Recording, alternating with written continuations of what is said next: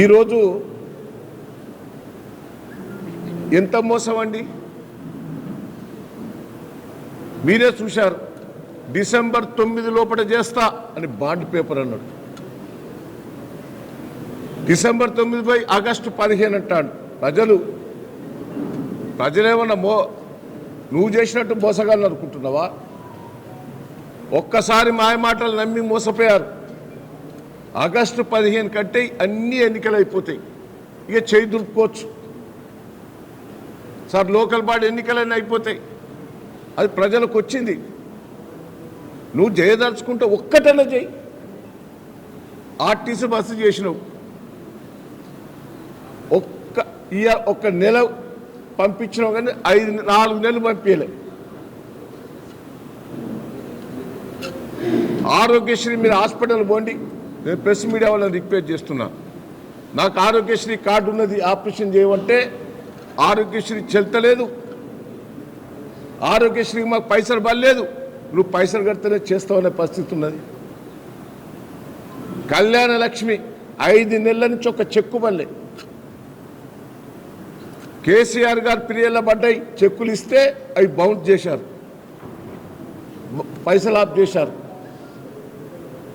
KCR kit ఒక్కటని ఇచ్చారా? KCR kit తీసేయి, Revanth Reddy kit అన్న పెట్టుకో, అది కూడా లేదు. సిఎంఆర్ లేదు. ఎలక్ట్రిసిటీది అన్నావు, అది మూతపడ్డది. గ్యాస్ అన్నావు, అది కూడా లేదు. ఎందుకు నీకు ఓటేస్తారా? నీ మాయమాటలు నమ్మే గతంలా తిడతాను. నేను ఒక్కటే రిక్వెస్ట్ చేస్తున్నా ప్రెస్ మీడియా మిత్రులకు, వాస్తవాలు మీకు కూడా తెలుసు. ఏందని రేవంత్ రెడ్డి మొదలు రాజకీయ జీవితం ఏందండి? ఆర్ఎస్ఎస్. వాళ్ళ బ్రదర్ కార్పొరేటర్గా నిలబడి ఓడిపోయాడు బీజేపీ నుంచి. ఆర్ఎస్ఎస్ను ఆయన హార్డ్ వర్క్ చేశాడు. ఇవాళ అంటాడు నాకు మోడీ గారితో సంబంధం లేదు. ఫస్ట్ టైం నువ్వే మొదలు నొక్కుతావు ఈ ఎలక్షన్లో తెల్లాలి. మోడీ గారి దగ్గర కురికేది నువ్వే మొదలు నొక్కుతావు. మోడీ గారితో అటాచ్ పెట్టుకున్నావు, మళ్ళీ బీజేపీ టీఆర్ఎస్ బీఆర్ఎస్ లింక్ అని మాట్లాడతాను.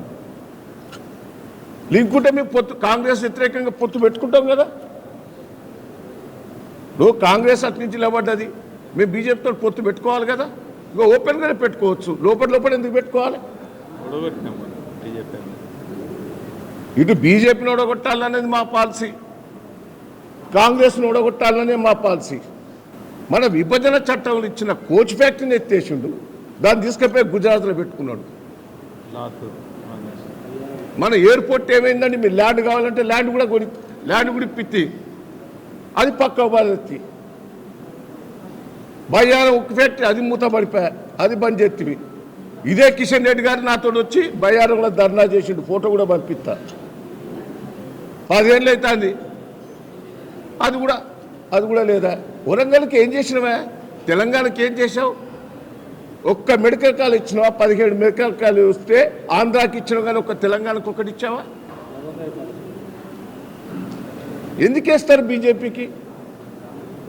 నేను ప్రజలందరూ విజ్ఞప్తి చేస్తున్నా, సెంటిమెంట్ మీద కొడతాడు, నమ్మకుండ్రి.